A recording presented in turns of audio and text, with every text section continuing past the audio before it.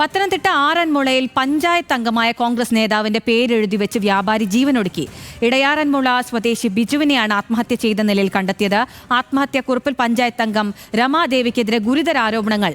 രമാദേവി തുടർച്ചയായി ഭീഷണിപ്പെടുത്തിയാണ് ആത്മഹത്യയ്ക്ക് കാരണമെന്ന് ബിജുവിന്റെ ഭാര്യ ആരോപിച്ചു. കത്ത് എഴുതി വെച്ചേക്കുന്നത് ഞാൻ ഇപ്പോഴറിഞ്ഞു. ആ കത്തിൻ്റെ പുറത്ത് ഇന്ന് രാവിലെ എന്തെങ്കിലും സംസാരം ഇവർ തമ്മിലുള്ള പ്രശ്നങ്ങൾ ഉണ്ടായിട്ടുണ്ടോ എന്ന് എനിക്കറിയത്തില്ല. പക്ഷെ നേരത്തെ പറഞ്ഞിട്ടുണ്ടായിരുന്നു ഞങ്ങളിവിടെ താമസിപ്പിക്കത്തില്ല, ഈ നാട്ടിൽ നിന്നേ ഓടിക്കുമെന്ന് പറഞ്ഞിട്ടുണ്ട്. അതെൻ്റെ ഫോണിലും കിടപ്പുണ്ട്, റെക്കോർഡ് ചെയ്ത് ഞാൻ ഇട്ടിട്ടുണ്ട്.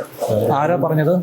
ഇവിടുത്തെ പഞ്ചായത്ത് മെമ്പർ രമാദേവി നമ്മളെ നാട്ടിൽ നിന്ന് ഓടിക്കുന്നു പറഞ്ഞു. ഈ നാട്ടിലേ നിർത്തത്തില്ലെന്ന് പറഞ്ഞിട്ടുണ്ട്. അങ്ങനെ ഞങ്ങളെ കടയിൽ ഒഴിപ്പിച്ചതും അപ്പുറത്ത് ആ ഷെഡ് വെച്ച് ഞങ്ങൾ കച്ചവടം തുടങ്ങിയതുകൊണ്ട് ഒരു 1-ാം തീയതി വന്ന് പറഞ്ഞ് 4-ാം തീയതി കട ഒഴിയണമെന്ന്.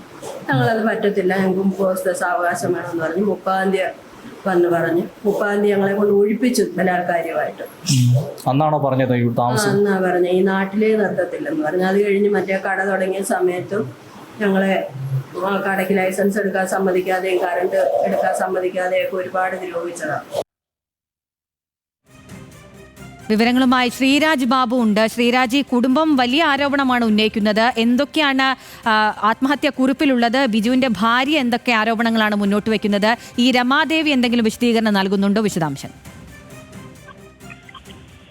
അകല, ഈ രമാദേവിയുടെ ഭാഗത്തു നിന്നും ഇപ്പോൾ ആത്മഹത്യ ചെയ്ത ബിജുവിന് നിരന്തരമായി ഭീഷണികൾ ഉണ്ടായിരുന്നുവെന്നാണ് ഭാര്യ നമ്മളോട് പറയുന്നത്. അവർ പറയുന്നത് മുൻപ് ഈ രമാദേവിയുടെ കെട്ടിടത്തിലായിരുന്നു ബിജു ഹോട്ടൽ നടത്തി വന്നിരുന്നത്. എന്നാൽ പിന്നീട് വ്യക്തിപരമായ ചില പ്രശ്നങ്ങൾ കാരണം രമാദേവി നിർബന്ധപൂർവ്വം ഭീഷണിപ്പെടുത്തി കടയിൽ നിന്നും ഒഴിയാൻ ആവശ്യപ്പെടുകയായിരുന്നു.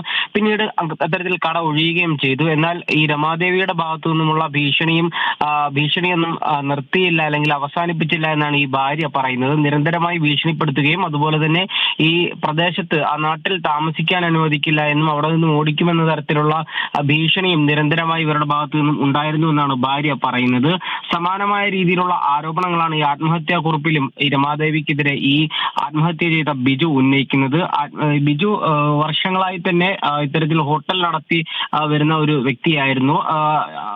ഈ ഇതേ ഭാഗത്ത് തന്നെയാണ് ഈ രമാദേവിയുടെ വീടും ഉള്ളത്.